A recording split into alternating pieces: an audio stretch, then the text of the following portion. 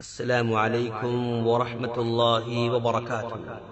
سامعین، آج کل لوگ طلاق بہت دے رہے ہیں، لیکن انہیں پتہ ہی نہیں کہ طلاق کیسے دیا جائے، کیا طریقہ ہے۔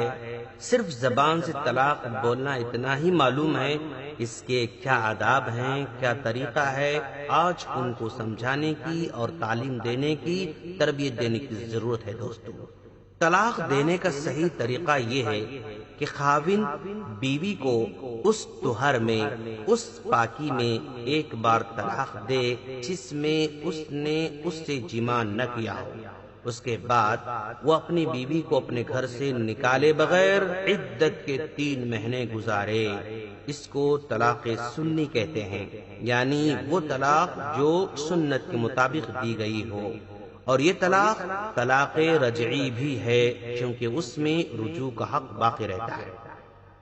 اگر اس عدت کے 3 مہینوں کے درمیان صلح کی کوئی صورت نکلے تو رجوع کر لینا۔ رجوع کا طریقہ زبان سے بولے کہ میں طلاق واپس لے لیا، یا ہم بستری کر لے تو بھی طلاق رجوع ہو جائے گی۔ اگر صلح کی شکل نہیں نکلی اور خاوند رجوع نہیں کرتا تو عدت گزرنے کے ساتھ ہی ان دونوں کے درمیان علیحدگی ہو جائے گی۔ اس طرح طلاق دینے کا فائدہ یہ ہوگا کہ عدت گزرنے کے بعد بھی اگر وہ دونوں پھر سے میاں بیوی بن کر رہنا چاہیں تو ہو سکتے ہیں۔ ہاں، اس کے لیے انہیں نیا مہر اور نیا نکاح کرنا ہوگا۔ لیکن زندگی میں ایک طلاق کا ختم ہو گیا، اب اس کے پاس 2 طلاق باقی ہیں۔ اگر مان لیں 3 مہینے کے اندر رجوع کر لیا، یا 3 مہینے گزر جانے کے بعد نکاح کیا، پھر کچھ مہینے یا سال کے بعد لڑائی ہوئی، اب پھر طلاق دینا چاہتا ہے تو ایک ہی طلاق دے اور 3 مہینے کی عدت اپنے پاس رکھ کر گزارے۔ اگر عدت کے دوران رجوع کر لے تو ٹھیک ہے، یا عدت گزر جانے کے بعد علیحدگی ہو جائے گی۔ اس طرح زندگی کے 2 طلاق ختم ہو گئے، اب اس کے پاس ایک ہی طلاق باقی ہے۔ اگر 3 مہینے کے دوران رجوع کر لے تو بہت اچھی بات ہے، اگر رجوع نہیں کیا تو علیحدگی ہو جائے گی۔ پھر جب بھی زندگی میں واپس آنا چاہتے ہیں تو راستہ کھلا رہتا ہے۔ نیا مہر ادا کرنا پڑے گا، نیا نکاح کر کے پھر یہ دونوں میاں بیوی بن سکتے ہیں۔ اب زندگی میں 2 مرتبہ یہ حادثہ ہو چکا رہتا ہے، تیسری طلاق کے لیے عام طور پر انسان نہیں سوچتا۔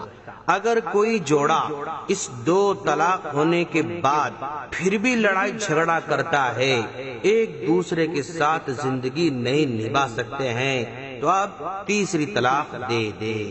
اب اس تیسری طلاق کے بعد رجوع کا کوئی حق نہیں ہوگا اور نہ ہی اس کی عدت ہوگی، بلکہ طلاق ہوتے ہی دونوں فوراً الگ ہو جائیں گے۔ اب ان کے واپسی کے لیے دروازے بند ہو گئے، الا یہ کہ یہ لڑکی اگر کسی کے ساتھ ہمیشہ رہنے کی غرض سے نکاح کر لیتی ہے کسی سے، لیکن وہاں بھی لڑائی ہو گئی، جھگڑا ہو گیا اور وہ طلاق دے دے تو عدت کے بعد پہلے شوہر سے نکاح کرنا چاہے تو کر سکتی ہے، ورنہ صرف حلالہ کے نام پر 1 دن کا نکاح یا وقتی طور پر نکاح کر کے طلاق لے کر پہلے شوہر کے پاس آ کر نکاح کرنا یہ حرام ہے دوستو۔ اور اس کے برخلاف اگر کوئی شخص یہ پکا ارادہ کر چکا ہو کہ بیوی کو 3 طلاق دے کر اسے بالکل ہی فارغ کرنا ہے اور رجوع کرنا نہیں چاہتا تو 1 طہر میں 1 طلاق دے گا، پھر دوسرے طہر میں بھی بیوی سے صحبت کیے بغیر دوسری طلاق دے دے گا۔ یہ طلاق بھی طلاق رجعی ہوگی، کیونکہ اس کے بعد بھی اسے عدت کے دوران رجوع کا حق حاصل رہے گا۔ تاہم اگر وہ رجوع کرنا نہیں چاہتا تو تیسرے طہر میں، تیسرے مہینے میں بھی بیوی سے ہم بستری کیے بغیر تیسری طلاق دے دے، جس کے بعد اس کی بیوی اس سے علیحدہ ہو جائے گی اور اس کو طلاق بائن، بینونہ کبریٰ کہتے ہیں، کیونکہ اس کے بعد رجوع کا حق ختم ہو جاتا ہے۔ یہی طریقہ اللہ تبارک و تعالیٰ نے قرآن مجید میں بیان کیا ہے۔ اللہ فرماتا ہے اعوذ باللہ من الشیطان الرجیم بسم اللہ الرحمن الرحیم الطلاق مرتان فإمساک بمعروف او تسریح بإحسان، سورہ بقرہ آیت نمبر 229۔ اس میں اللہ فرماتا ہے طلاق 2 مرتبہ ہے، پھر یا تو اچھائی سے روکنا یا عمدگی کے ساتھ چھوڑ دینا، یہی طریقہ طلاق کا ہوگا۔ اس طریقے کو اچھی طرح سمجھیں، اور اگر آپ چاہیں تو ہم اسی طلاق کے طریقے کو ایک اور انداز میں بھی سمجھا سکتے ہیں۔ مان لیں ہمارے پاس اگر کوئی شخص آئے اور یہ کہے کہ میں اپنی بیوی کو طلاق دینا چاہتا ہوں، تو ہم اس سے پوچھیں گے کیا تمہاری بیوی اس وقت ناپاکی کی حالت میں ہے یا پاکی کی حالت میں ہے؟ اگر وہ جواب دے کہ وہ حالت ناپاکی میں ہے تو ہم کہیں گے اس حالت میں طلاق دینا حرام ہے۔ وہ پوچھے گا کب طلاق دینا پھر؟ تو ہم کہیں گے اس کے پاک ہونے کا انتظار کرو، اور جب وہ پاک ہو جائے تو ہمارے پاس آنا۔ جب وہ اس کے پاک ہونے کے بعد آئے گا تو ہم اسے پوچھیں گے کیا تم نے اس پاکی کی حالت میں صحبت کی ہے؟ اگر وہ یہ کہے کہ ہاں میں نے پاکی کی حالت میں صحبت کی ہے، تو ہم اسے کہیں گے جس طہر میں خاوند نے بیوی سے صحبت کر لی ہو اس میں طلاق دینا حرام ہے۔ وہ پوچھے گا تو میں اب کیا کروں؟ ہم کہیں گے جب تک اسے دوبارہ حیض نہ آئے اور وہ پاک نہ ہو جائے تب تک انتظار کرو، یا اگر حیض آنے سے پہلے اس بات پر یقین ہو جائے کہ اسے حمل ٹھہر چکا ہے تو تم طلاق دے سکتے ہو۔ پھر جب وہ ہمارے پاس آئے اور کہے اب اس کی بیوی حیض سے پاک ہو چکی ہے اور اس نے اسے جمع بھی نہیں کیا ہے، تو اب ہم کہیں گے کہ ٹھیک ہے اب تم اسے 1 طلاق دے سکتے ہو۔ اگر وہ یہ کہے کہ میں اسے 3 طلاقیں دے کر ایک ہی مجلس میں بالکل فارغ کرنا چاہتا ہوں تاکہ اس کے بعد میرے لیے حلال ہی نہ ہو، تو ہم کہیں گے کہ نہیں میرے بھائی، 3 طلاق بیک وقت دینا حرام ہے۔